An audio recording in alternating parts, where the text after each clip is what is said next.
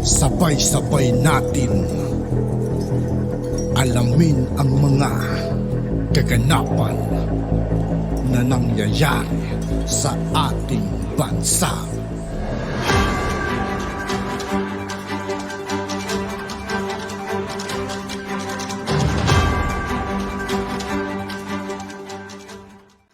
Yo, what's up mga kaibigan? This is I2K po again. Ngayon nandito ulit tayo sa channel ni Pinas News Insider. Dito ulit tayo magbibigay ng komento at reaksyon. Kaya samahan nyo ako guys. Let's go! Trending ngayon sa mundo ng social media ang di umano'y balitang.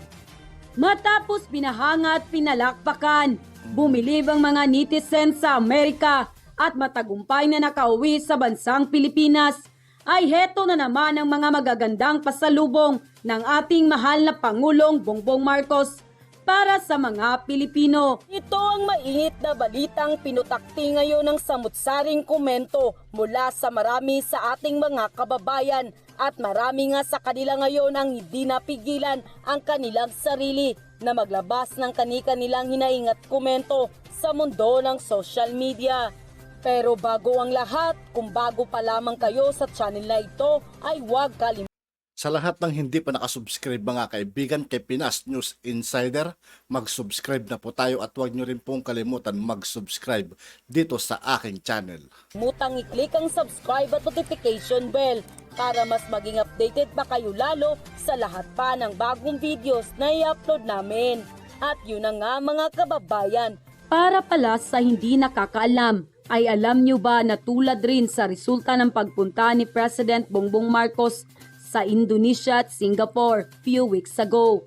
Alam nyo ba na karamihan rin sa mga posibleng investment pledge na iniuwi ni President Marcos from US ay mga negosyong may kinalaman rin sa IT, mga negosyong may kinalaman rin sa digital infrastructures at mga negosyo na may kinalaman sa garments, at ang isa sa pinakamaganda sa mga ito ay walang iba kundi itong mga literal na infrastructures talaga.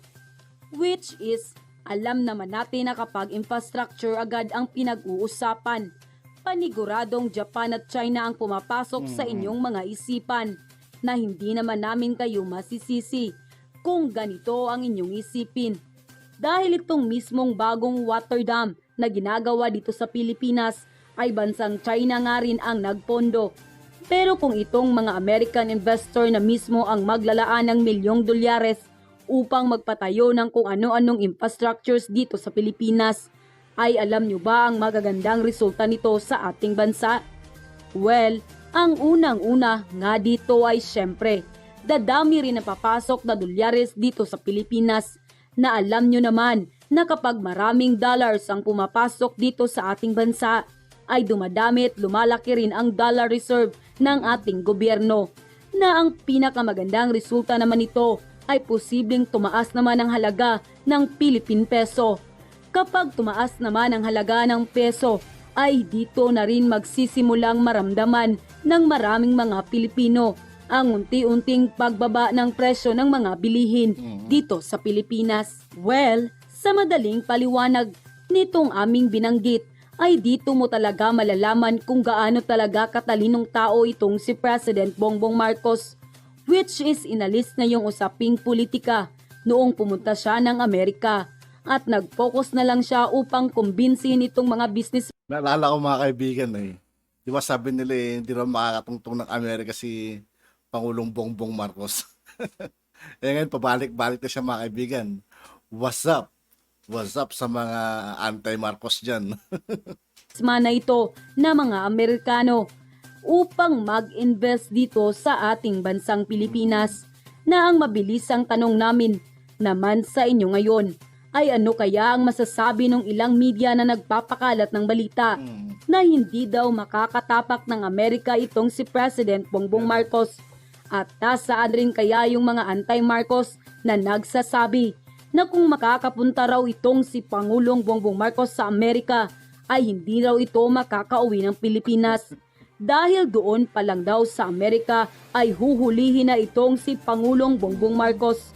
So dito mo talaga malalaman na ang totoo at karamihang propaganda ng ilang anti-Marcos na ipinapakalat nila ngayon sa internet ay wala talagang katotohanan, na ang layunin naman nila sa kung bakit nila ito ginagawa ay upang masira at ipahiya lamang ang pangalan ni Pangulong Bongbong Marcos sa mga Pilipino. The President of the Republic of the Philippines, Ferdinand R. Marcos Jr.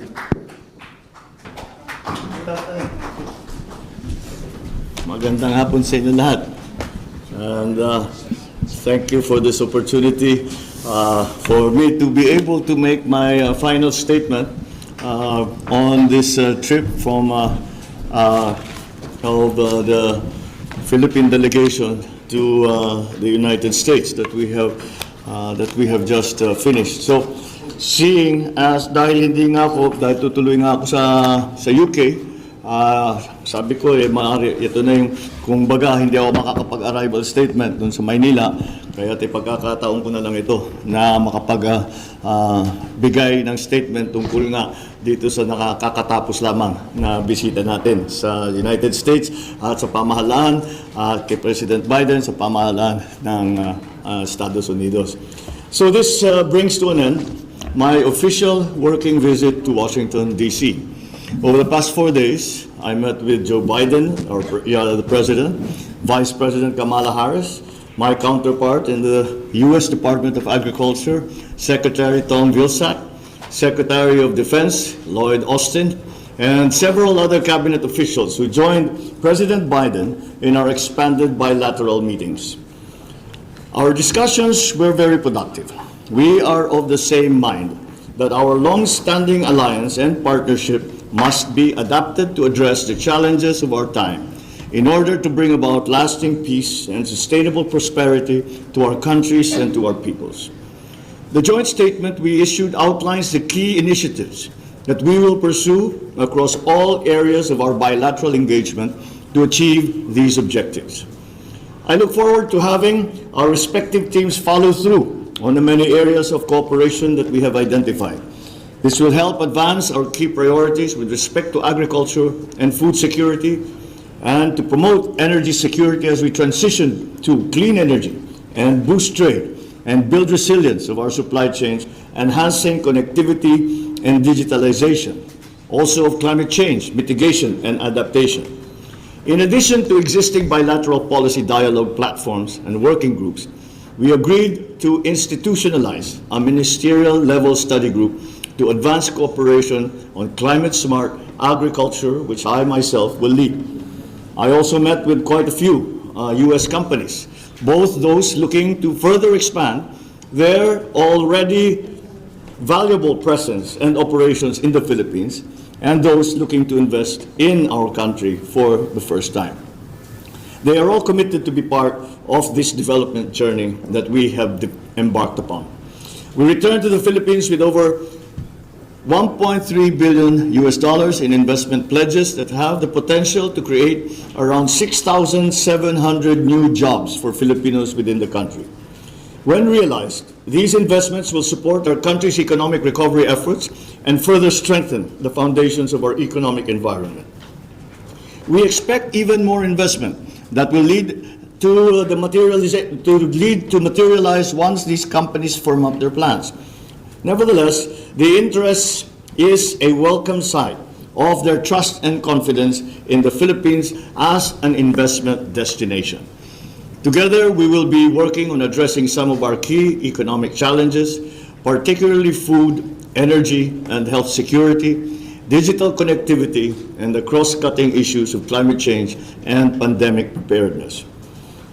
The discussions that we had with the U.S. business community also affirmed the optimism which international investors view the Philippines today. It was with great pride that I received their praises for the talent, ingenuity, work ethic of Filipinos. This has become the main driving force for bringing their investments to our country. We also welcome all the initiatives to expand collaboration with the Philippine government and our universities to support the continued growth of local talent. These, complemented by our game-changing economic reforms, will serve as a firm foundation for an indomitable partnership.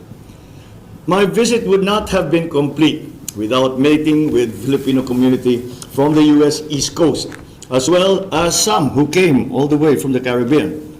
I thank them for their contributions to the communities in the Philippines and in the United States. They continue to bring honor to our country in the practice of their chosen professions.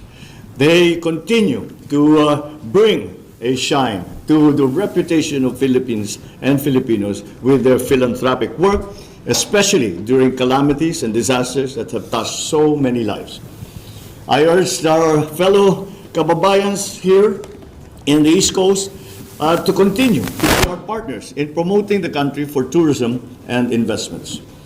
I then capped my visit with a speaking engagement at the Center of Strategic and International Studies, where I shared my reflections on why I think the Philippines and the United States has been and will continue to be naturally drawn to each other.